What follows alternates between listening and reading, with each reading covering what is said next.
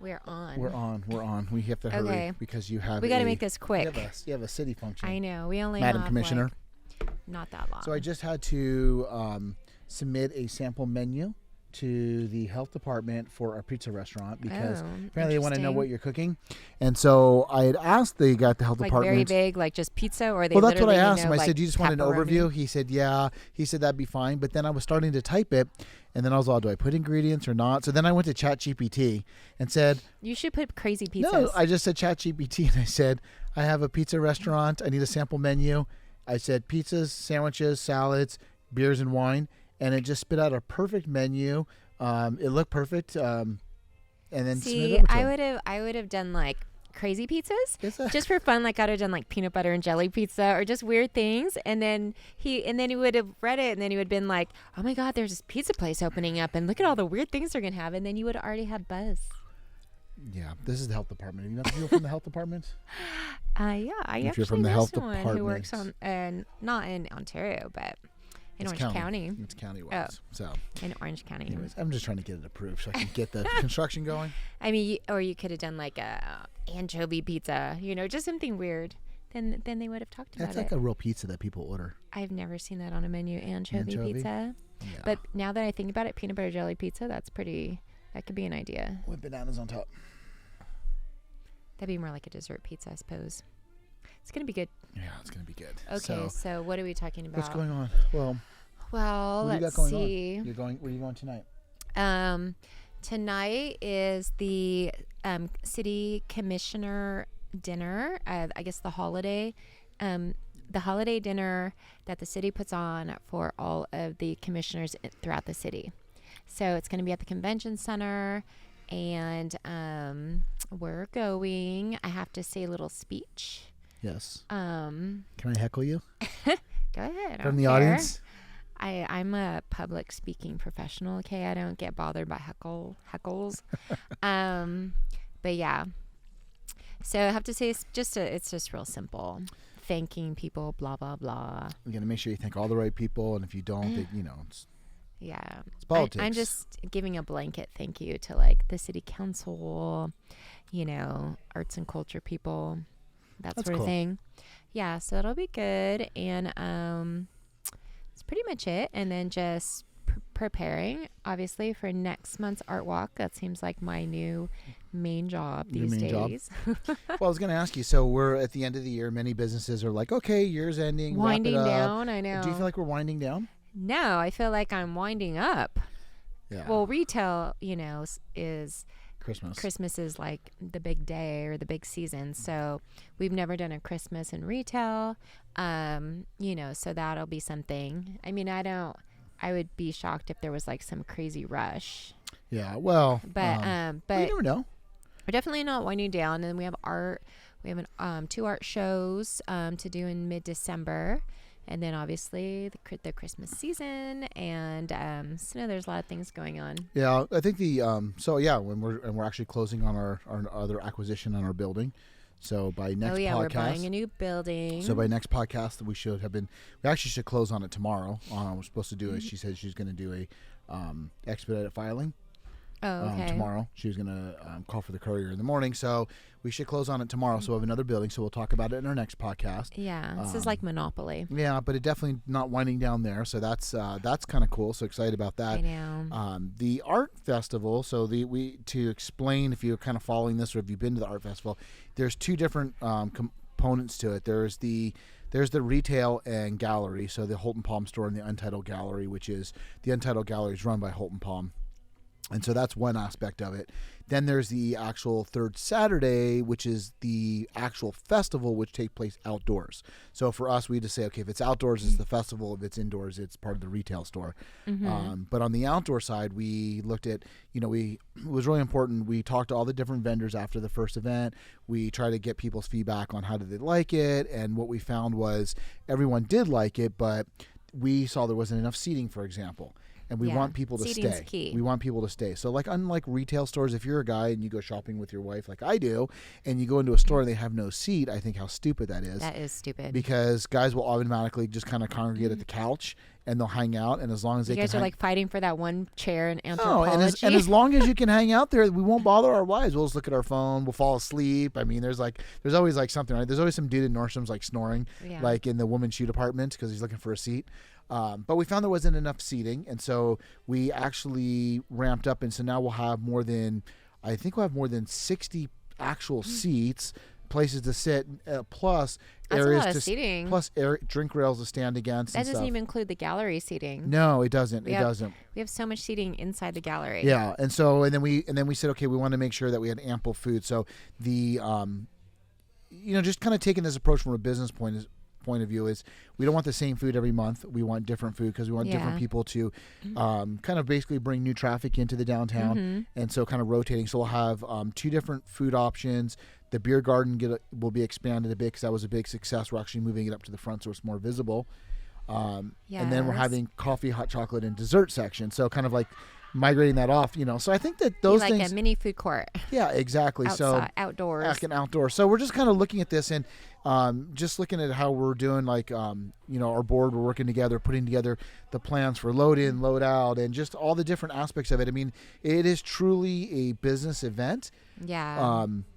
Well, I think like one of the things that we do differently than a lot of people is we're always like improving. So we'll do something once and we'll be like, okay, and then we'll critique it and debrief it, and then we'll think, okay, how can we make it better? What went right? What went wrong? And what could we do to make it even better? And even if it was really good, it could always be improved. So, I feel like that's, in business, you always have to be like looking at what you're doing and analyzing where you can make changes. No, because what doesn't work, you obviously want to make better. But at the end of the day, we want people to stay longer. We want people to come, to participate. figure out your goals. Especially if you want to spend money, right? If you're a business, you want them to come in. So super excited. So I'm actually hoping I think we're gonna have a really good turnout for December 16th. Yeah, I think so. Hopefully, yeah. Yeah, I mean, we have a lot of different new artists that are coming. So it's just that hustle. I think that we've been so focused on this end of the year, which is crazy because normally this is something you do at the beginning of the year. You'd say, hey, new year, let's start some new projects. Well, we have a running start. But no, I think like no matter what you're doing. So like one of the things I always tell people, or I always tell the staff is there's like the theory of what else. You know what I mean? Yeah. Is there something happening here? I'm sorry. I'm looking at him because okay, our sound guy's not noticing. He's not showing us the time. Oh, I just want... It is important to know the time. Yeah, we just want to keep track of where we're at. Why is our help always so distracting? I'm sorry. While you were talking, I was just trying to look at the time.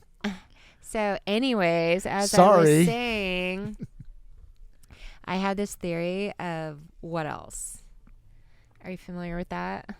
Well, you probably don't like it. Go ahead. As how it relates to you. Go ahead. No, but like you do something and, like say your first draft or your first go at whatever it might be. So it could be a festival, it could be an art show, it could be a report, it could be a post, whatever. And then you always have to look at it and be like, okay, that was whatever, but what else can I do? You know what I mean? And then you do something else and you're like, okay, now what else? Like there's really like never a time where you should be satisfied with what you've done. Well, I think it goes down. I think it comes back to why you're doing it. If you have passion about what you're doing, and you have passion about doing something professionally or whatever the case is, you're always looking at how can I improve it. If you're just trying to get through it, and you're just trying to slap it together, it's going to show. Check it off a box. Yeah, or check it off a list. Yeah, it's done. I just did it. I took care of it. I know, the same thing. I did the website. We put together the website for Third Saturday. Check it out, thirdsaturdaysdto.com. But it was cool because when you look at it, you take a step back. Then you're like, okay, what can I do to fix it, make it better? What else can you do? Exactly. And then it's like the next day you look at it, you constantly go back. With fresh eyes, you're constantly looking at how can I tweak it? Even if I make a form. So I made some marketing material for the wholesale property management, and was like the next day you look at it with fresh eyes. okay, now I'm looking at this. Do I still like it? Do I like the way it looks? And let me use it. Yeah. Let me print it. Let me use it. Let me, So I feel like those are just these little things that I feel like you go the extra mile to do that sometimes people miss out on. Yeah, or they underestimate the amount of effort it takes to get that. Yeah. There's a reason why, when you look at businesses, you're like, why don't you have that perfected? They just don't spend any time on it. Even an email. Like if I send an email, I'm like rereading it like multiple times. I'm trying to like eliminate unnecessary words. Sometimes if it's important, I'll just keep it as a draft and I'll come back the next day. But even after I send it, I'll still reread it. That's what I'm saying. You know what it sucks though is I reread my old emails. You reread an email after you send it, and then you find the one typo that you were looking for the entire time. That doesn't happen to me. Okay. Okay, whatever. It does. No, sometimes I read an email, I'm like, that was a good email. Well, sometimes I read it and be like, oh, I messed that one word up. How did I, And then I am learning a lesson. What's that? If I question something in my head, I probably just should not do it. Agreed. Do you know what I mean? Agreed. Sometimes, because like sometimes I'll be like, I want to say this, or I'm going to send this email, but then I like kind of question it, or I'm not sure if I want to send it for whatever reason, but I feel like I'm getting better and better at like listening to my intuition and not sending it. And then I actually feel so much better because it's like it either was unnecessary or it's not benefiting me in any way. Yeah. Well, I think sending emails is a lot like posting online, especially if you're a business. Oh yeah. If what you're going to say is not going to contribute in a positive way to the conversation, or there's no actual positive outcome to it. There's no value to it. Then don't say it. I agree. Don't tell somebody online they're a jackass. One, you don't know them.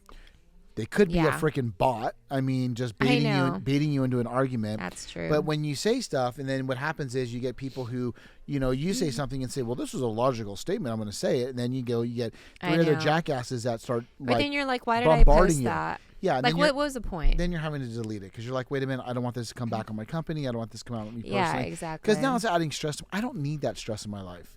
That's why it's better not even. I know. I don't even get involved in all that stuff on Instagram. Yeah, because I have a inclination to want to reply. So but the thing is the same thing with email. Like if you're just going to complain, or if you're just going to point out unsolicited advice, probably don't do it. Like, we see people all the time. Like, so we have people that we've been approaching for the art walk, for example. We want like other local businesses to participate in the art walk because one, it's exposure to your business. And some of the response we get is, well, why do I need to do that? Okay, so let's think about this. You're a business and you're busy. And if you're happening to listen to this and you know who you are, then maybe you'll take a lesson from this. I don't think they're listening. But if you're a business and you're busy and somebody walks in the door and says, oh, we're having an event, would you like to participate to get your name out there? And you're like, well, why do I need to do that? I want you to stop right there, and I want you to ask yourself why Coca-Cola has to advertise. We all know who Coca-Cola is, but it's a known fact that if they stopped advertising, you would stop buying their product. Now, does that mean that nobody would buy their product? No. Of course, there's diehard fans out there. But the reality is, if they stopped advertising, their revenue would drop. So unless you are bigger than Coca-Cola, chances are you probably need to participate. You need to advertise because many people, including probably your neighbor, has no idea who the hell you are. Like, that's true. I talk to people all the time, like, no, never heard of it or never seen it. And you're like, it's been there for 50 years. Don't know what it is. So, no, I agree. I mean, we we're a brick and mortar store, Holton Palm, and we've done the Lemon Fest. It's in Upland. We've done Village Venture. It's in Claremont. We've done other things too. So, I mean, I don't think we're one of the few probably actual companies that go out who actually have a store. Correct, because the rest are just like vendors that work from most home. of them are just vendors, and we do because like you said, there might be people who haven't heard of us, so it's important to go out to the people. You can't just sit in your little box and expect everyone to just come to you at some point. Correct. You have to go out to them. Plus, you get to interact with the community. Well, and I think too, what's important is if your business is, if you, like my person, I was thinking about this morning. So my personality, which I don't think a lot of people would realize, is my personality is if I could just work from home and office and never have to come to work and be by myself, that'd be great. I could like run the world like right from my office. No, Like but you're very social though. What about that? Yeah, but I like to not collaborate and necessarily talk about business with other people. I like to just be by myself and do it myself. So I'm an introvert when it comes to that. But you're very verbal about business. You're literally talking to me about it all the time. Yes, but it's different because, well, one, you're my wife, so that's a little bit different since you live at my house. So that kind of changes the dynamic a little bit. But I usually just have ideas, and I'm not usually one to want to collaborate or sit in a team. I like to just kind of like do my own thing. Like I like to sit by myself and have my own thoughts, right? Me too. But the problem, the problem with that is you miss that interaction, and when that interaction is in your mind, you may think you have the greatest idea in the world. You may think everyone's going to love your idea. You may think it's the most needed idea in the world, when in reality, the world might say, one, we don't like your idea, it sucks. And so you're never going to know that unless you come outside your business, right? So if you sit in your business and you say, hey, I've got my business, my restaurant, whatever your business is, right? You're like, I got my business. I'm here and I don't understand. I've advertised. Why aren't people coming to me? Why am I not, being successful? And one of the questions is, do you have a service or product that the market wants, and or is it good, right? And so we're consulting with Sam. He has a coffee shop in TJ, and they're really cool. They're an orphanage now there that they run, and they have this coffee shop in downtown Tijuana. And he, said, hey, I'm having some struggles, which most businesses do, cash flow wise, and just the customer. And I kind of gave him a list of questions of things that he has to think about. And one of the questions was, is your product good? Like, that's all. I know that's a tough question to ask. Yeah. Does it taste good? Does it taste good? Is it good? I mean, because if it's not good, then people aren't going to come back and buy it again, right? Small problem. But that's a valid question, right? What I'm offering, is my service good? Do people like my service, like me, like my business, like the way it tastes, whatever the case is? I don't care how much. And as compared to your competition. Yeah, exactly. Whatever, coffee shop down the street. It doesn't matter how much money we put into the pizza restaurant. If the pizza sucks, then it's not going to, people aren't going to come back, right? And so it's that you getting out into the community is where you're going to get that feedback, and sometimes that feedback hurts because sometimes it's not given to you in the most productive way. It's given to you in a bad Yelp review, or your shit sucks, you should go out of business, and they throw their drink at you. I mean, whatever the case is, that would be impossible for us. Yeah, but as the far thing as is pizza goes. No matter what, though, that is valuable information, and I think what my point is, people are lacking. I always take negative feedback seriously. Yeah. Like when we get it, well, like in property management or anywhere it comes. There's some kind of statistic. I don't know the number, so I'm just going to guess it here. But there's some kind of statistic where in politics, when they say, hey, when they do a poll, one person equals 1,000. Yeah, one person is like 10,000 or 14,000 people or something. If one person's willing to speak up, that equals so many people that basically have the same feeling. They're just not willing to speak up. Yeah, or they don't take the time. Yeah, and so it is. Like I don't take the time anymore to say anything on Yelp because we have a business that's basically subjected to Yelp. So I kind of feel bad. Listen, I go to a restaurant, I have a bad experience. Unless it's like horrid. Well, no, listen, we had a really bad experience at a brand new restaurant. It was in Claremont. I'm not going to say the name of it. Oh, yeah. But it was a really, really bad experience. And it really, it's the newest restaurant. It really sucks is because the build out is a multi-million-dollar build out. It's a beautiful restaurant. We were so excited. Good ambiance. The experience was really bad.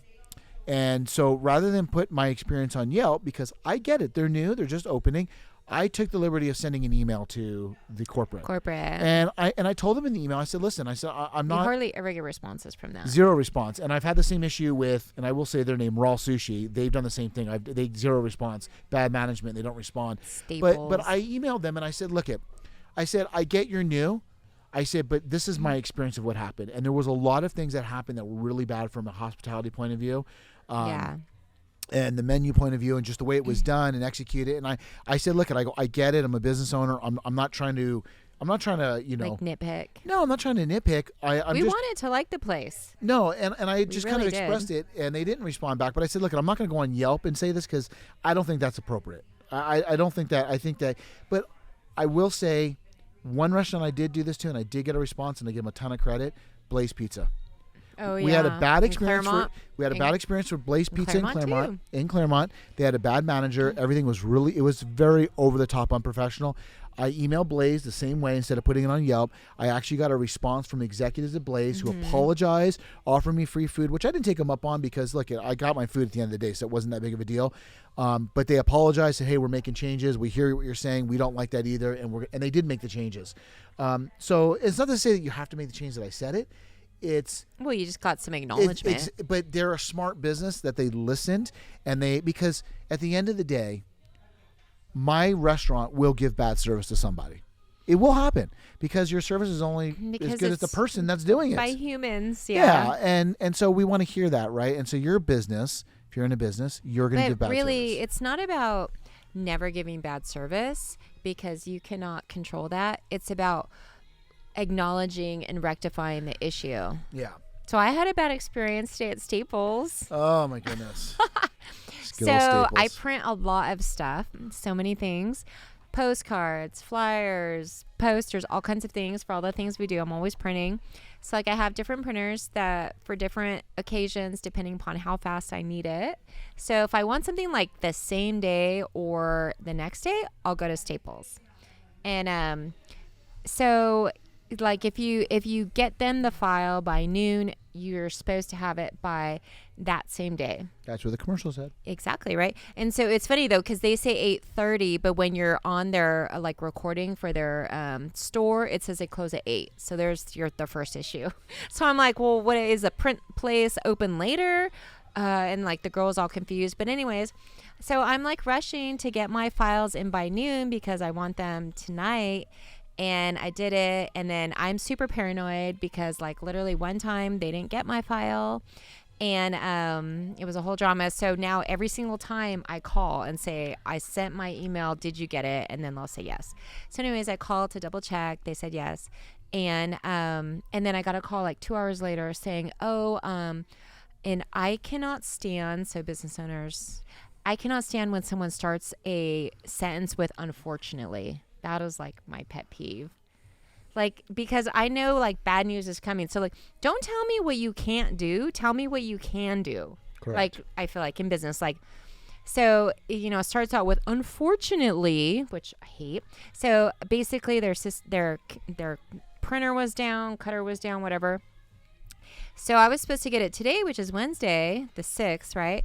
And the girl just really casually says, we'll go ahead and reroute it for you, and you could have it like the 11th.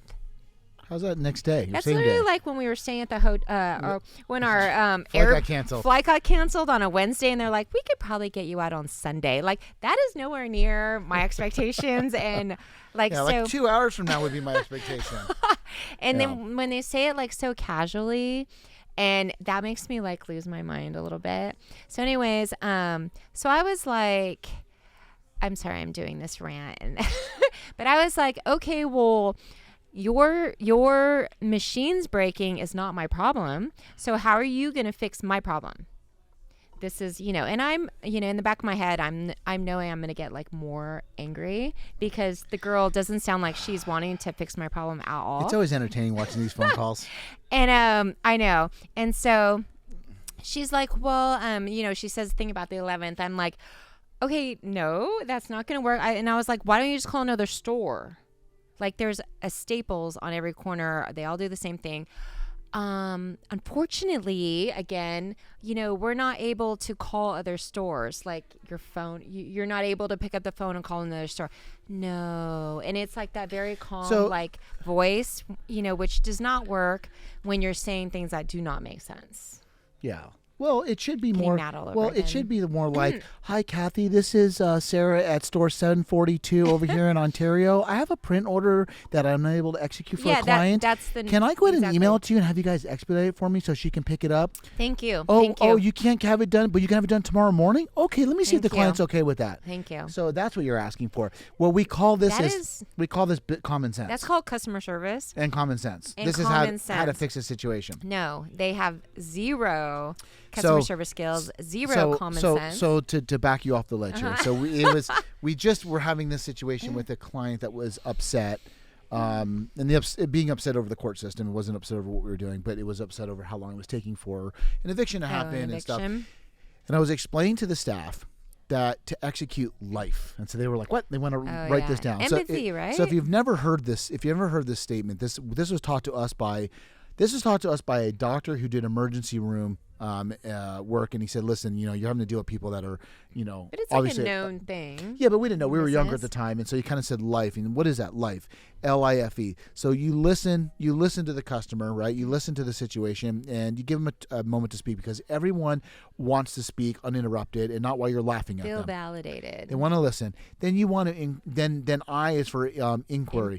Information. No, inquiry. You're going to ask him, like, you're gathering info. Gathering info. Like, so it's listen, information. Fact find, and empathize. And empathy. Empathy. Did I do that all wrong? I think I just screwed that all up. Well, you listen.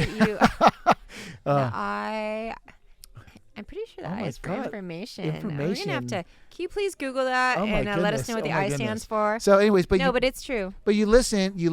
No, it's you inquire. Inquire. Like, what did you do? So you listen to them. So doesn't that start with an E? I don't know. God, this has really gone bad. Maybe in Europe starts with an E. Inquire. This has really gone bad. But bottom line is, I get it. You listen to them. You ask them follow-up questions, like, hey, so did you try these other things, or whatever the case is? You fact find. And then you empathize. You say, "Hey, I'm sorry. I understand." With the tone of your voice. Yes, I understand. Now, how can I help fix it? Right? Like, and we lack that in society, though. Oh, so yeah. Speaking of empathize, so when I was talking to the girl, I literally butchered that. I can't believe that. I know. She was like, "Oh, well, I'll talk to my manager, and I'll let them know you're really upset." And I was like, "No. It's not that I'm upset. It's that your systems broke down." And she goes, "Yeah." She literally said, yeah, which pissed me off even more. Did you want to reach to the phone and smack her? Me. Do you want to reach to the phone and smack her? I did, but then I realized, like, all right. Yeah, well, they got to realize she probably won't work there tomorrow. Your punishment is that you work at Staples. So anyways, I was trying, life definition and meaning. Oh, no, that's not going to work. I asked our, person to look it up. He doesn't seem to be moving. No, he's horrible. He's horrible. Our sound booth guy does not assist. He just, what's that?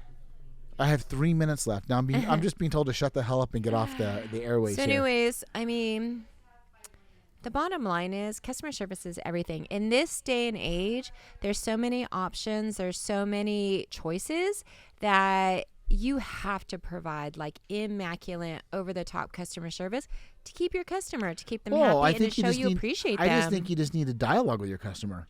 I think you need to know who your customer is. You think you need to know what your customer wants and not assume. Well, yeah. And hopefully hire people who have common sense and teach them customer service skills. Yeah. That would be helpful. I mean, I feel like at our company, we take customer service how did the postcards go? Do you got them? Are they done? No, they're not done. This was just this afternoon.